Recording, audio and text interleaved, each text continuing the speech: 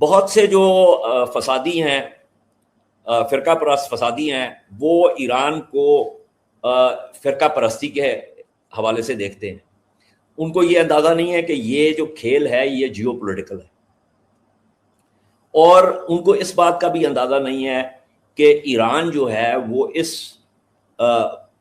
جنگ میں اس کے پھنسنے کی بنیادی وجہ یہ ہے کہ وہ فلسطینیوں کے حق میں کھڑا ہے، ان فلسطینیوں کے حق میں کھڑا ہے جو کہ سنی ہیں، جو کہ شیعہ نہیں ہیں. لیکن پرستوں کو یہ بات سمجھ نہیں آتی، کیونکہ ان کا جو مزاج ہے، ان کی جو ذہن سازی ہوئی ہے وہ کسی اور فریم ورک میں ہوئی ہے.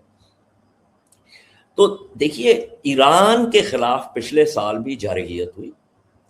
ایران نے جو پہلا وار صہیونی ریاست پہ کیا تھا وہ اس لیے کیا تھا کہ صہیونی ریاست نے حماس کے جو سیکرٹری جنرل تھے شہید اسماعیل ہانیہ، ان کو قتل کیا تہران میں. وہاں سے یہ بات شروع ہوئی تھی. ٹھیک ہے، تو یہ جارحیت ایران کے خلاف ہوئی ہے. اب جو جارح ہے ذمہ داری اس کی ہے کہ اس نے اس سے پیچھے ہٹنا ہے. جو مجروح ہے،